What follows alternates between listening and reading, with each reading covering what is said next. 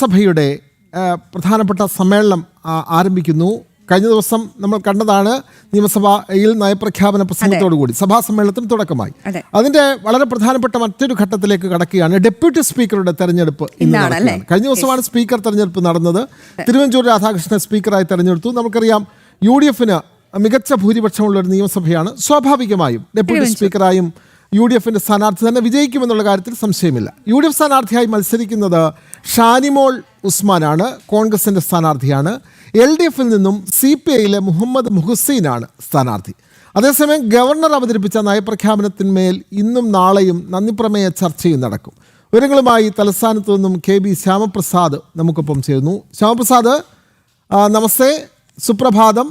നിയമസഭയുടെ വളരെ പ്രധാനപ്പെട്ട സമ്മേളനം ഇന്ന് നടക്കുന്നു. ഡെപ്യൂട്ടി സ്പീക്കറുടെ തെരഞ്ഞെടുപ്പ് ഇന്ന് നടക്കുകയാണ്. ഷാനിമോൾ ഉസ്മാനാണ് സ്ഥാനാർത്ഥി.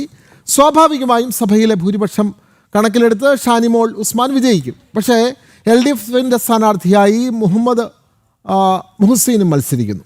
കൂടുതൽ വിവരങ്ങൾ എന്തെല്ലാമാണ് ശ്യാമപ്രസാദ്?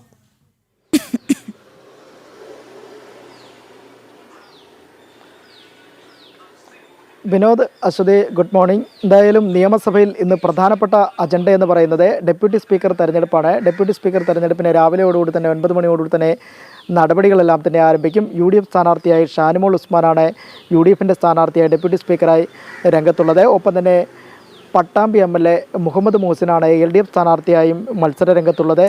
നിലവിൽ UDF-ന്റെ അംഗബലം, വിനോദ് നേരത്തെ സൂചിപ്പിച്ചതുപോലെ UDF-ന്റെ അംഗബലം കൊണ്ട് തന്നെ പ്രധാനമായും ഷാനിമോൾ ഉസ്മാൻ തിരഞ്ഞെടുക്കാൻ തന്നെയാണ് സാധ്യതയേറുന്നത്. അങ്ങനെയാണെങ്കിൽ 39 വർഷത്തിന് ശേഷമാണ് പ്രധാനമായും സഭയിലേക്ക് ഒരു ഡെപ്യൂട്ടി സ്പീക്കർ ഒരു വനിത കടന്നു വരുന്നത്. ഭാർഗവി തങ്കപ്പൻ അടക്കമുള്ള പ്രഗത്ഭരായ വനിതാ നേതാക്കളടക്കം ഭരിച്ചിരുന്ന ആ സ്ഥാനത്തേക്കാണ് പ്രധാനമായും ഡെപ്യൂട്ടി സ്പീക്കർ പദവിയിലേക്ക് അങ്ങനെയാണെങ്കിൽ ഷാനിമോൾ ഉസ്മാനും തിരഞ്ഞെടുക്കപ്പെടുക.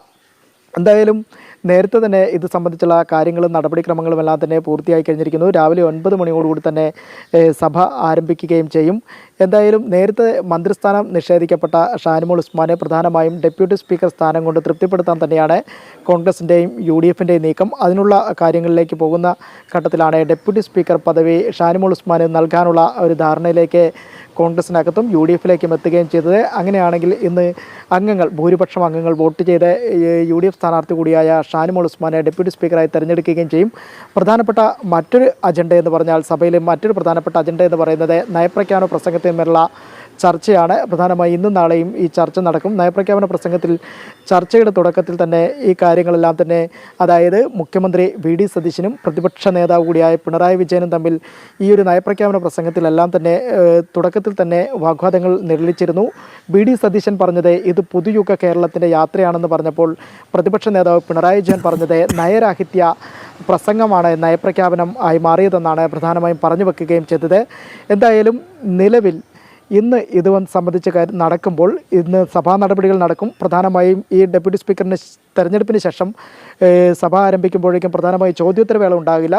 പകരം അടിയന്തര പ്രമേയത്തിലേക്ക് പോകാനുള്ള ഒരു സാധ്യതയുണ്ട്. അങ്ങനെയാണെങ്കിൽ അടിയന്തര പ്രമേയം ഏത് വിഷയത്തിലാണ് അവതരിപ്പിക്കുക അല്ലെങ്കിൽ ഏത് വിഷയമാണ് കൊണ്ടുവരുന്നതെന്ന് അറിയാനുള്ള ഒരു ആകാംക്ഷയിൽ കൂടിയാണുള്ളത് പ്രധാനമായും. അങ്ങനെയാണെങ്കിൽ ഇത് ഭരണപക്ഷം ഇതിന് അടിയന്തര പ്രമേയം ഇത്തരത്തിൽ ചർച്ച ചെയ്യാൻ അനുവദിക്കുമോ അല്ലെങ്കിൽ പ്രതിപക്ഷത്തും കൊണ്ടുവരുന്ന ഈ അടിയന്തര പ്രമേയം തള്ളുമോ എന്നാണ് ഇനി കണ്ടറിയേണ്ടത്. പ്രധാനമായും മുഖ്യമന്ത്രി VD സതീശനും ഒപ്പം തന്നെ പ്രതിപക്ഷ നേതാവ് പിണറായി വിജയൻ തമ്മിലുള്ള ഒരു വാഗ്വാദത്തിന് ആദ്യ ദിനം തന്നെ ഒരു സഭ സാക്ഷിയാകുമോ എന്നൊക്കെയാണ് ഇനി കണ്ടറിയേണ്ടത് ഇനിയുള്ള മണിക്കൂറുകളിൽ. വിനോദ്, അശ്വതി. ആശാം വിവരങ്ങൾ വ്യക്തമാണ്. എന്തായാലും അങ്ങനെ ഡെപ്യൂട്ടി സ്പീക്കറാകാൻ തയ്യാറെടുക്കുകയാണ് ഷാനിമോൾ ഉസ്മാൻ. അപ്പം CPI-യുടെ സ്ഥാനാർത്ഥിയായി മുഹമ്മദ് മുഹ്സിനെ കൂടിയാണ് ഇപ്പോൾ സ്ഥാനാർത്ഥിയായി നിർത്തിയിരിക്കുന്നത്. അങ്ങനെ ഇന്ന് വീണ്ടും സഭയിൽ നന്ദിപ്രമേയ ചർച്ചയടക്കമുള്ള കാര്യങ്ങൾ ചർച്ചയാകും.